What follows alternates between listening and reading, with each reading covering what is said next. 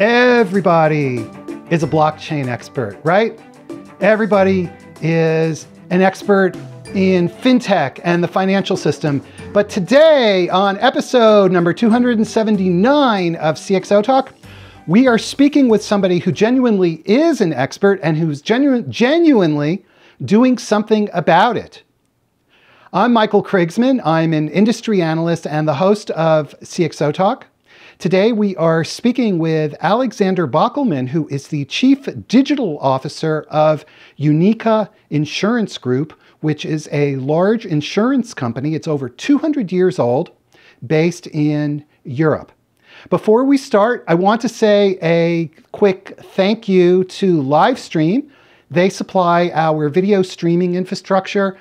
They are longtime supporters of CXO Talk, and if you go to livestream.com/CXO Talk, they will give you a discount. Now, before we go any further, two things. Number one, there is a tweet chat happening right now. Go to Twitter using the hashtag CXO Talk. You can participate, and you can ask questions of our guest today. And I want you right this instant to tell a friend about CXO Talk and be sure to subscribe on YouTube. So please do that right now. Without further ado, Alexander Bockelman, thank you for being here. This is your second time on CXO Talk. Michael, thank you for having me. It's always a pleasure being here, and thanks a lot for that very emotional start and kickoff into the talk. I think the audience is cheering you on, and I don't know how I can ever meet that. So you set the bar very high indeed. Well, you know, I need all of the cheering on that I can certainly get. So Alexander, you are the Chief Digital Officer at Unica Insurance. And so please tell us about Unica Insurance and tell us about yourself. All right. As you said, I have the pleasure of being the Chief Digital Officer at Unica. Unica is a multi-country, multi-line insurance company offering all kinds of insurance services from life, health, P&C, commercial, small industrial. And our regional presence, we have our headquarter in Austria. And you said we are based in Europe. Yes, we are one of the largest groups, insurance groups in Eastern Europe. Outside of Austria, we have about 16 other countries, most of them in Eastern Europe, and that ranges from Poland in the north to Albania in the south to Russia in the east.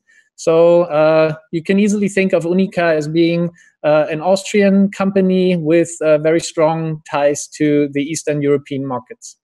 Okay, now, Alexander, you are the Chief Digital Officer. Previously, you were the Group CIO. So please tell us about your role.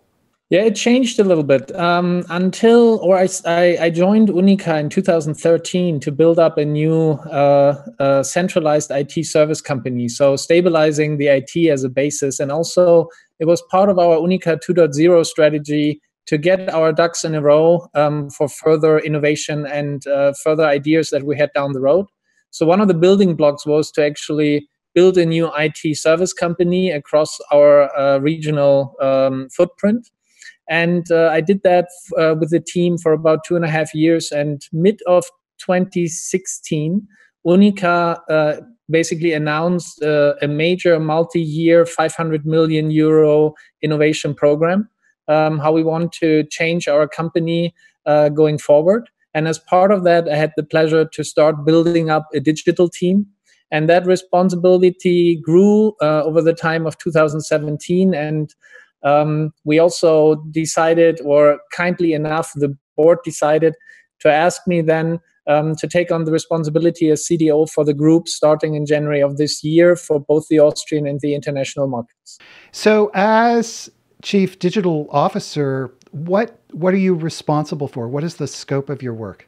The scope of the work is basically in 3 pillars, and we build our digital team not around technology. We build our digital team about the customer. So at the core of our digital team, and actually the starting members, the first 3 employees of our digital team were the core of our customer experience team.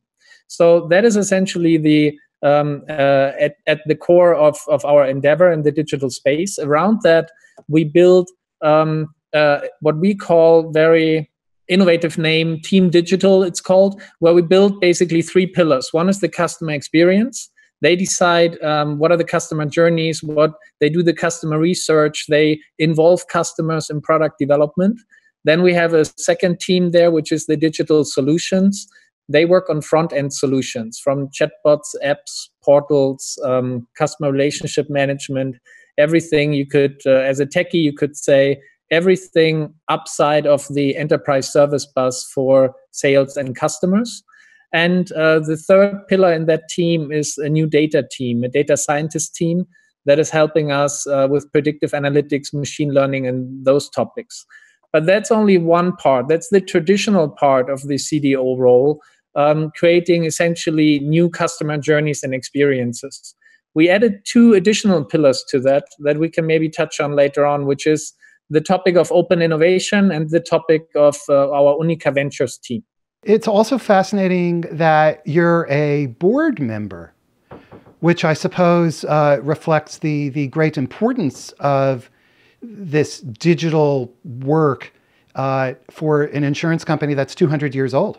Yeah, we have a very proud history, over 200 years, as you mentioned. And as I also mentioned before, our innovation program in 2016, our group CEO, Andreas Brandstetter, basically announced that his opinion and our opinion is that traditional insurance will not be obsolete, but will reduce its competitiveness in the traditional model over the next 5 to 10 years. And when that was basically announced and decided, you need to take action what to do with that. And as part of that, multiple roles were created. One is basically the CDO role. And in Austria, we also introduced an additional board membership for market management, customer and market management. So that symbolizes 2 things. One is that we are shifting from a product to a service company. And we have a strong focus on changing essentially or expanding our portfolio based on a very strong insurance knowledge and basis, more into customer service, holistic customer service development. And then also to realize that there are multiple trends out there that change the insurance market, which is new technology, new customer expectations, and the shift from buying the best product to buying the best experience. You could say that products like Apple and Tesla might not be the best phone or the best mobile car, but they create an ecosystem of services, which is amazing. And that is a strong selling proposition. And something similar is happening in the insurance space, where there is a move away from pure risk-based products to more predictive, preventive, and holistic service delivery. So you'll have to elaborate and explain on this, because as a layman, I look at insurance and I see it's all about risk. And you're talking now a shift away from that towards customer experience. And so please connect the dots for us how that works. If you think about health, for example, you could say a traditional insurance offering was to reimburse you your medical expenses after something happened. The only touch point you then have is basically buying the insurance and then sending your medical bills to an insurer to be reimbursed. More modern insurance companies, they're focusing also on the aspect of making sure that you stay healthy. So the preventive services, how can you basically do enough sports, do healthy activities that you never, or as minimal as possible, get into the position to require medical aid. So moving from a making you financially whole aspect to keeping you healthy aspect is one thing. In Austria, for example, we traditionally already have a very expensive service offering outside of pure risk-based health services. We integrated private hospitals. We integrated now a new service where we have an emergency room service outside of the regular working hours, so overnight and on the weekends. We have health trucks that go to companies to do preventive medical screening for the employees. And you could think about it, you could also add a concierge service to that. So when you when you maneuver in the health ecosystem of your respective country, that UNIQA could be there to keep you healthy if something happens, to manage that process very conveniently and efficiently for you, so that you get all the medical help and attention on a first-class basis as you deserve, and then get healthy as quickly as possible and stay healthy again. Over the whole course of that journey, UNIQA could provide you services instead of just being a traditional reimbursement company. That's the difference between customer journey and experience and traditional health insurance. You know, it's interesting. We had on this show the chief marketing officer of Aetna, and he was talking about giving discounts on, say, Apple Watches to engage their customers in their own health. And it sounds like you're following a similar kind of approach, or at least philosophy. It's basically to provide support and attention to a healthy lifestyle. Our vision and our mission is to provide a longer, better, and safer life for our 10 million customers. And those are actually aspects of that. But you touch on an interesting topic. That's why I'm dodging the bullet there. What are you doing with that health tracking data? I have a health tracker, so I'm gathering that data and myself, and I share it also. But do people feel comfortable sharing it with an insurance company is an interesting topic. And then also the concept of insurance is that you have a portfolio of risk where you balance the risk between those that are higher risk and lower risk. If you gather individual data from people, being it on health, on mobility, on behavior patterns, you get into an ethical discussion how to use that in an insurance context. And that's why currently we are not using that in the health aspects like some other companies. However, in mobility, for example, we are for years now very active in the telematics space. But there it's basically part of the service to be able to be there in an emergency or in a case of need with your telematic box in the car. So it sounds like you are looking across your product line and your buyers to determine the various points at which you can collect data so that you can then have greater insight into what's going on with that insurance purchaser. Is that a correct assumption that I'm making? Yeah, it goes in the right direction. I would add to that we are very conscious and we are very focused on making it transparent what kind of data is used where to our customers, and following basically the philosophy there that it's the customer's data and they need to decide when and where they want to share it. So that is, you need to have a convincing reason to use the data to get a customer value adding service delivered. In some cases, it's part of the service. If you want the service, there's a certain data sharing you need to do. But we want to be very transparent what data is used where and when, so that our customers always have an understanding of what's happening, and there is no big brother effect where suddenly some insight is popping up and you don't know where that comes from. So the ethics and the considerations around privacy and how to use that data, it sounds like is baked deeply into your thinking around being a digital organization, digital company. Exactly. So nowadays you have a lot of capabilities and opportunities to gather more data, being it from sensors, from IoT devices, from smart cars, homes, whatever. And you need to be very conscious which data you're using and which for which purpose, and you need to be very transparent about that. And that's a focused topic that we are very conscious of. However, you're touching on another interesting point, which is insurance companies in the past are a little bit like medieval castles. So they let down the drawbridge when they sell you a policy, and then they pull it up again, and you are in there, and your data is in there, and there is no data sharing with anybody. But the essence of digital is connection and networking. So if you want to play in a digital world, you need to open that medieval castle curtain wall and be more permeable and share information and data across your partner network. And also, if you want to provide that holistic set of services that we discussed, you need to build also a service ecosystem which is sharing information and data. And that is a new capability that you need to build, from my point of view, in our more and more digital world. How do you do that in a company which, as you said, traditionally is, or an industry traditionally is like in a medieval castle where the data comes in and it never goes out and it's not shared? And at the same time, in a company that has a rich over 200-year history of operating a particular way, how do you drive that kind of change? I think driving the change is it doesn't matter if you're an insurance company or if you have a 200-year-old history or a 100-year-old history. I think new business models and digital transformation is always approaching and leading to the same resistance in the organization.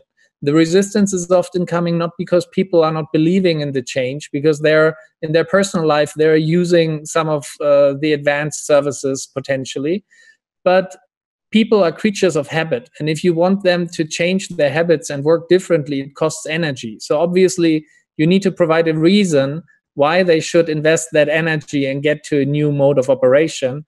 And there are different ways how you can approach that. One is culture is only changing when you change experiences. So get away from PowerPoint, rotate people into digital teams, let them experience new ways of working, new methodologies, and then rotate them back into their organization. And with that, build a community of change agents, because transformation and change is also a team sport. So you cannot do it alone, and you need to build a critical mass to get to the tipping point.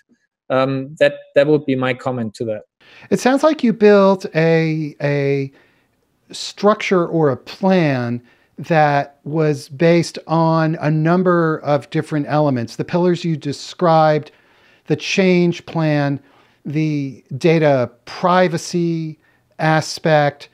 It sounds like you have considered the ecosystem aspect, considered many different dimensions as you are trying to drive this really deep transformation inside the organization. It's basically a stepwise approach. So the first step was built with the not quick wins, but with building the basics, meaning there are just some table stakes you need to have nowadays to compete in the market. So you need to have a customer engagement platform. You need to be able to engage customers in a mobile-first way. The next wave around the corner is the voice-first topic. Maybe after that, we get into virtual assistants further down the road. So you need to basically build some components and basic capabilities as building blocks, as Lego blocks, so that you can reuse them for new opportunities and business models. That is where we started. That's the digital team working on mobile, on chatbot, on portal, on what everybody else is doing. But that is not the end of the story. That's just building the basics.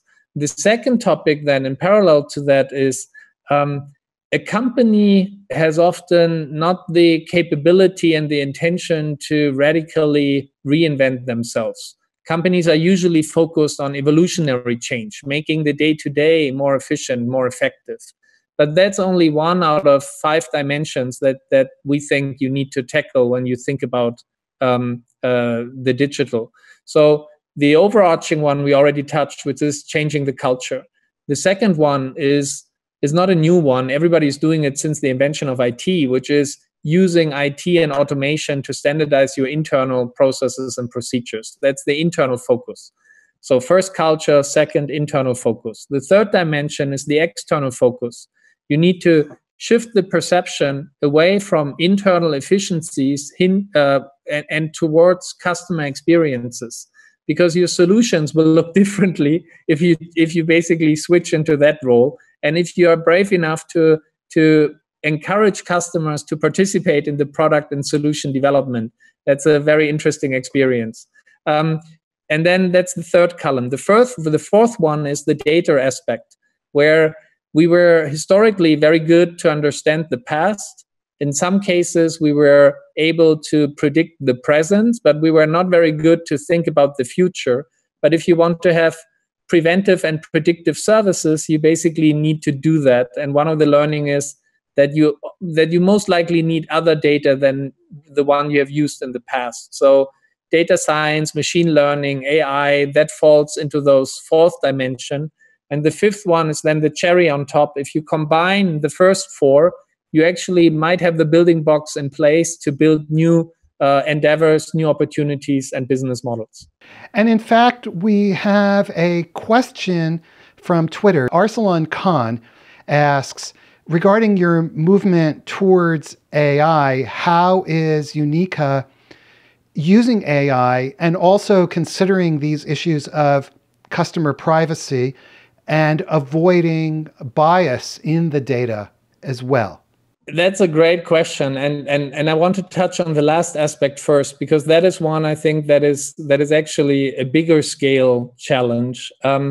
If you follow down the AI path, you give more authority to a machine. The machine is only as good as it gets trained. It gets only well trained if you have the right data. But if there is an unintended bias in the data, your AI machine will also have that unintended bias, and your decisions will be biased.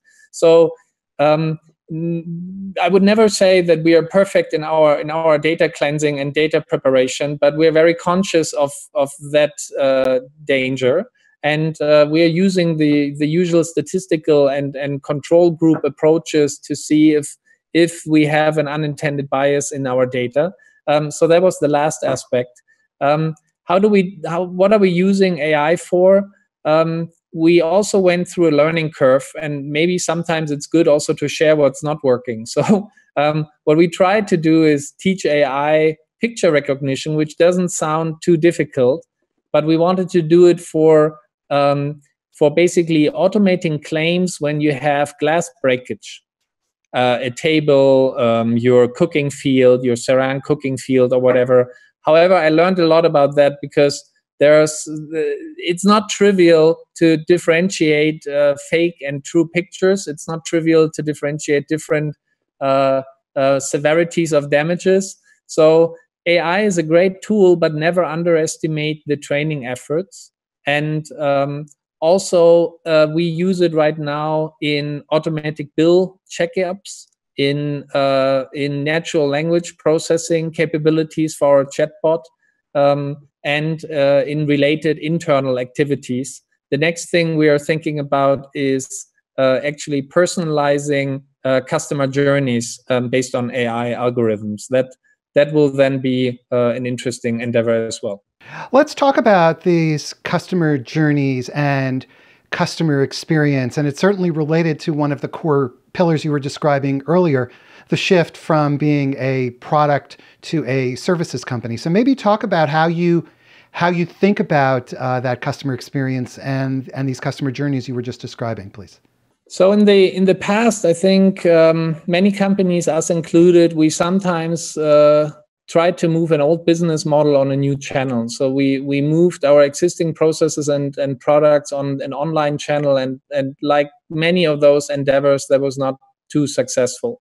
What you really need to do is you need to satisfy what customers are expecting in the journey. They are expecting that it's relevant for them, that it's in the right context, that it's transparent, that it's easy, and that it's enjoyable. And if you take that into consideration, your solution will look differently than if you take internal process efficiency as your primary target. For example, in the past, we had some templates that were asking questions where you really need to be an insurance expert to answer them correctly.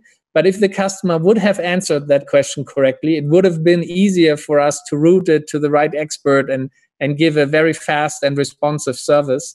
However, for the customer, it's not relevant. They're in a moment of need. They want help. They want a reimbursement. They want claims or benefits, and they want to have it easy. And all the complexity you need to mask out of that, and you need to think about the complete customer experience lifecycle. We started just thinking about purchase, right? You just put something online and think, cool, e-business. There's a product out there that will buy it. But you need to think about all phases of the customer journey, getting an awareness of the product, informing it about it, then actually doing the service, then the purchase, then think about the after-sale experience and so forth. And customers want different information at different stages in their journey. And to have that automated, that we understand in which context, from where is a customer coming to our webpage? Has he been there before? Is he already looking for a product or browsing? You need to provide different content, and then you will also have a different conversion and customer experience. Is this way of thinking about customers very different from how UNIQA and the insurance industry in general thought about customers in the past? I think actually that is true for insurance, and that is true for many other industries. The consumer electronics and the services that emerged with the usual suspects like Netflix, Amazon, or others, they provided a level of service and immediate gratification that many others did not. And that's why nowadays you are not only competing with your peer in the industry from a customer perspective, from an experience perspective, you're competing with the best in the mobile world out there. And that is setting a totally different bar. And to stay relevant, you need to engage that game, play it with your team, be successful, and open yourself up for new approaches. And that's why we have that second pillar in our digital CDO realm, where we are basically saying, we talked about the first one, which is the customer experience and the solutions. The second one is the one of open innovation. I already said that it's usually quite hard for companies to reinvent themselves. So we are now opening up ourselves to also engage different sources of innovation. We are partnering with universities. We are partnering with startup accelerators. We are a founding member of Central and Eastern Europe's largest startup accelerator here in Vienna. We are working with non-profit organizations, company building organizations from the universities, just to support both our environment here in Austria and Vienna, and the innovation ecosystem, but also to get experiences outside our own industry, because that is what is needed if you want to move from a product to a service provider. You need to partner with other companies, and you need to find new solutions. And the third pillar in that one is then the whole topic of fintech and insurtech. Obviously, we are now talking about insurance. I think the last count by Venture Scanner in January was something in the order of magnitude of 1,470 VC-funded insurance companies. And if you think about the impact of that on the insurance industry, it was a radical catalyst for innovation and also competitive pressure. And I'm from Hamburg, Germany, harbor town or city in northern Germany originally. So when you're swimming or sailing, you can read about it. You can watch YouTube videos, but at the end of the day, you need to go out there and get wet. And that's why we have the third pillar in the CDO realm, which is our UNIQA Venture team, which is acting as a strategic and financial investor into the startup ecosystem, so that we also learn there what is working, what is not working, how are startups working, and that's an interesting journey as well.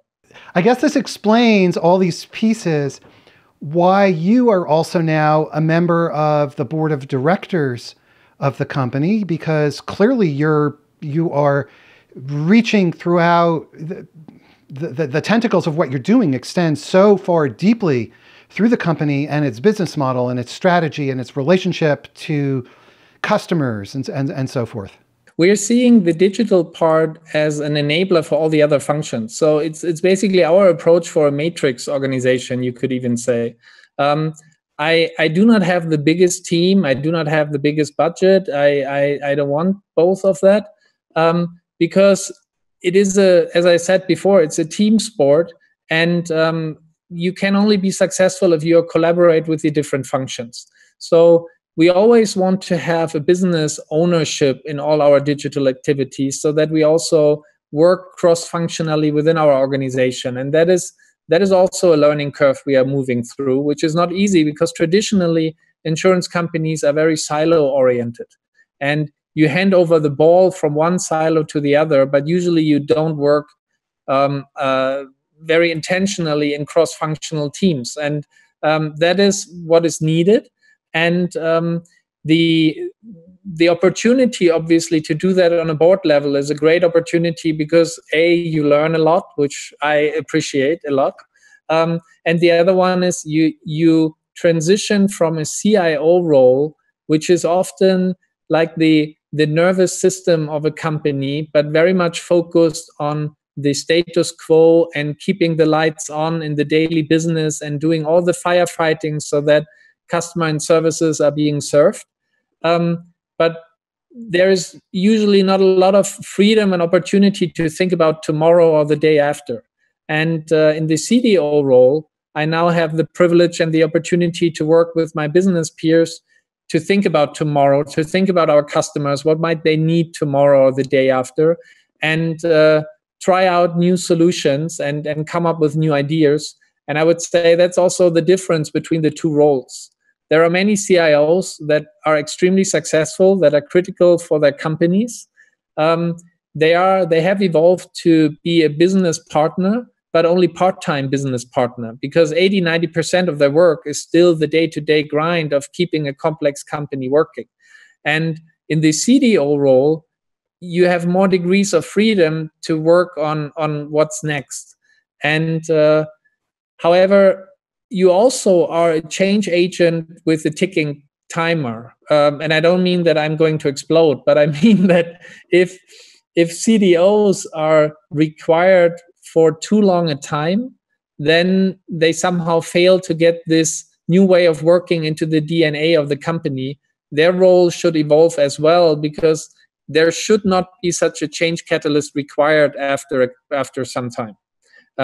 And then they need to move on to the next opportunity, being it, I don't know, chief customer officer or something like that. But the company should then work in an appropriate way for our digital world on a day-to-day basis anyway. So that customer experience piece really is right directly at the heart of the digital transformation and digital relationship with the outside world. Well, it's in the heart of our business model. As an insurance company, we are on a very personal level safeguarding the life, health, and mobility and other aspects of our customers. So customer focus is our core value for the longest time. However, providing our services and supporting surrounding services in our time and moment right now requires to do it just differently than we did 10, maybe even 5 years ago. Insurance is moving from a push relationship sale where an agent is advising you and providing you a risk product, more to an experience sale. You need to offer online and offline capabilities. It needs to be not an either or, because customers have different needs at different time. They want to be self-reliant, self-sufficient online on their own in one moment, but on another moment they appreciate very much if they can call somebody to get help and service or meet with somebody. Maybe they want to do it in a different way. Maybe they want to use a video call. Maybe they want to use a chat, maybe a personal meeting. But if you're truly customer focused, you should not dictate how they want to engage you. They should pick and choose what they are most comfortable with. And I think that's also a different approach of digital. What are some of the challenges associated with this journey that you are on? I think the number one challenge is that nobody knows where the North Star is. Nobody knows what model is actually successful in the next 3 to 5 years. Many people are trying a lot of things, but you just have to try it and learn from the different steps. That's challenge number one. it would be easy if you would know this is the equation to solve, and when I've solved it, all is good. But that's not happening. The second challenge is that the change and the innovation in the market and the technology space is just picking up speed as we speak. Life will never be as easy as it is today. Change will never be as slow as it is today. It's just accelerating more and more. And that is challenge number 2. So the rules of the game are changing every day. And challenge number 3 maybe is changing the culture in that light speed that technology and markets are changing, because it just takes time. You cannot take thousands of employees and people and say, hooray, next Monday we all have red sofas and we are working all differently. It doesn't work that way. It takes time. You need to change the day-to-day experience, and that is leading to a situation where technology is changing exponentially, but organizations are changing logarithmically. So one is moving like this and the other one is moving like that. The gap gets always bigger. And at some point, you need to decide what part of the change do you need to do outside of your company to have a new baseline to start from. And that is a whole different interesting discussion, when to do that and how to do that. And thus the pillar of open innovation that you were describing earlier. Exactly. And also the topic of Unica Ventures with regards to, is there a corporation partner out there that can help us close some of the gaps, because they're coming from a different level and we can piggyback on their success. Let me ask you, so then really the goal of Unica Ventures, what is that? Unica Ventures gives us 2 opportunities. One is to act as a strategic investor into interesting younger companies that we want to strategically partner with to develop new services and business models. That's then closer to our core business and extending our core business. And the second part is acting as a financial investor. You could say a small regional VC approach, with the intention to observe and learn how trends are developing, even though they might not directly be connected to the core business. So it's more driven out of the aspects of financial return and innovation learnings. So that is, and the vehicle for that is our Unica Ventures. And it's the combination of both of those together, the financial return, but equally tied to the innovation dimension and helping see where the future is going and where Unica can go. Exactly. The key to that is then not to be greedy and to have a small minority stake, because if your stake is too high, you're already a strategic investor and your culture is influencing the startup and the young company, and that is exactly what you don't want, because they are on a different trajectory, and you want to observe with more a hands-off approach how that is going, and not influence them to become the next incumbent. Now, something that we have not talked about is blockchain. And I mentioned at the start of this program that if you look on LinkedIn, it seems half the people on LinkedIn right now have announced that they are blockchain experts. But you're actually doing stuff with blockchain. So how do you view blockchain? I think data scientists and blockchain experts are, if you put that in your CV, your salary goes up 25% or something like that. That's right. And I was joking at some time that if we want to have a spike in our stock market evaluation, we also follow the trend to rename us into something like that. But all joking apart, I think blockchain has the potential to be a very game-changing technology, not as much as artificial intelligence. I would add that is even bigger. But blockchain has some very cool features, and you could argue, like some of our peers are saying, Richie Itanu and others, that if the society accepts at some point that blockchain is something else than cryptocurrency, and is saying that blockchain is offering trust, transparency, and the incorruptible truth, so to speak, then business models using blockchain could just have a competitive advantage due to the fact that they're using blockchain. So an existing business model is in danger of being replaced by its clone just by virtue of using a blockchain. That would be an extreme scenario. But on the other hand, blockchain is also a mega hype, and it's like a great solution that's looking for problems to solve. And now everybody is throwing problems at it and is looking what sticks. I think there are a few great examples out there that work well. One of which we have picked is the sovereign blockchain and the topic of e-identity and know your customer processes and procedures.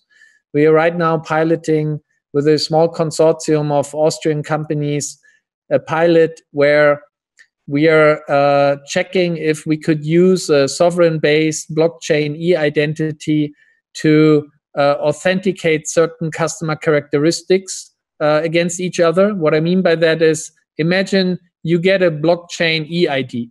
Now you're going to a bank and you open an account. The bank can then flag on your blockchain ID that you have a monthly income of X, or you exceed a certain threshold.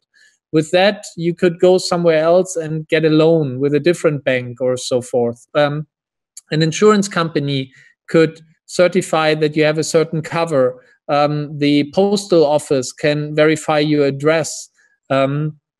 You could go on with health service providers. And the beauty of that is that for the customer, he gets complete transparency about all these aspects of his person, and he can, via the blockchain, in a very transparent fashion, give temporary rights to use that information, or also only provide a minimum information. For example, if you need to prove that you're 21 or older, it could just say, yes, you're 21 and older. It doesn't need to say that you're, 43. So that is the KYC and the e-identity space. That is the one where we are right now experimenting with blockchain. So you see blockchain as potentially really viable to be part of your business? The short answer is yes. I think for some of those processes and procedures like know your customer, I would definitely say yes. I think for reinsurance or other experiments that you see out there might also be opportunities. It sounds very easy or endearing if you think about the idea of smart contracts. Why insurance is so easy? Why can you not do it in a smart contract? I wish it would be that easy. And maybe we find services and offerings that are just a binary yes, no, and you could do on a blockchain. And I think examples will occur. But getting something like a flight cancellation insurance and so forth is not the same as you get a holistic medical coverage or an end-to-end mobility service.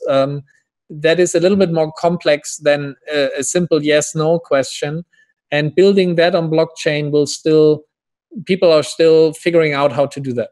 Okay, and this has been a very fast 45 minutes. We're almost out of time, but we have an interesting question from Zachary Jeans, and a number of people have retweeted his question. So I think people care about this one, which is, how do you handle resistance to change as you bring digital transformation to a company? There's maybe no silver bullet. I think what is working is engagement. So rotate people into digital endeavors to learn about the methodologies, explain the why and the how. Why are you changing something? How are you changing it? Because as I said before, people are creatures of habit. So you need to explain why they need to change. Then people usually are afraid of the unknown. So you need to explain how you're doing it and how it will impact them. And those are two of the major levers that I would suggest to follow. And the next one is be transparent about what's working and what's not working, and celebrate also your mistakes, because it might be that otherwise you lose the connection to your organization if you're just a satellite being out there and nobody knows what you're doing. So we try to build cross-functional teams, get people on board, get them as change agents to learn the new capabilities, bring them into their respective organizations. And that is one way of engaging and mitigating those resistance.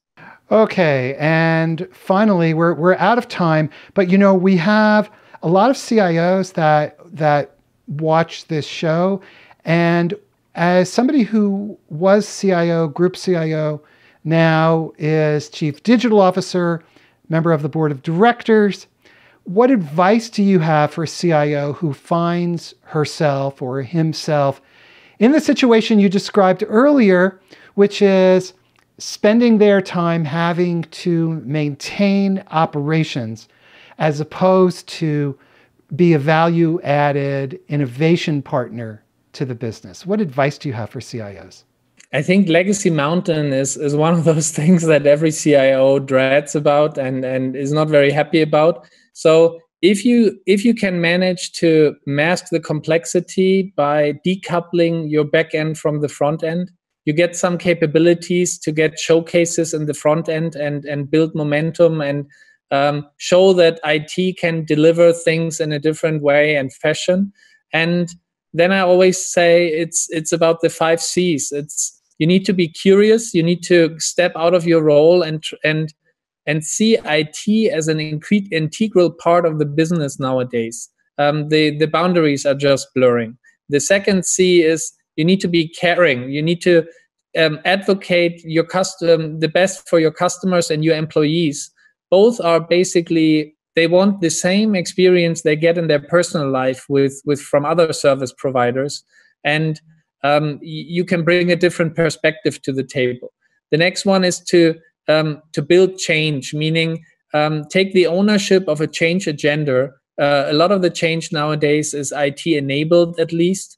Team up with your business peers and engage them on their ideas, challenges, and opportunities. And then be competent, because if you're at the table and you speak with your peers, you need to build trust and don't fall into the trap of using just the buzzwords that are out there to do the smoke and mirror thing. But if you actually have an area of expertise, leverage that, and then engage the community. Most likely your company has limited capability of innovation. So leverage what's out there, engage other companies, engage your peers, build networks, and bring those ideas back to the table in your company. I think those would be good approaches to bring change into your endeavor.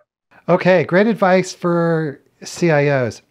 Well, we are out of time. What a very, very fast 45 minutes this has been today. We have been speaking with Alexander Bockelman, who is the Chief Digital Officer of Unica Insurance Group, which is based in Vienna. Alexander, thank you so much for coming back and visiting with us today on CXO Talk. Michael, it was a pleasure as always. Thanks for having me. It's an honor, and I enjoyed it very much. Thank you. Well, I'm looking forward to the next time as well. Thank you, everybody, for watching episode number 279 of CXO Talk. Next week, we are speaking with the head of the Innovation Lab at Neiman Marcus, the huge retail department store, together with Brian Solis, who's one of the top digital transformation analysts out there. So come back and join us next week. Thank you so much, everybody. Oh, and don't forget to subscribe on YouTube and tell a friend right now. Thanks so much. Take care, everybody. Have a nice day. Bye-bye.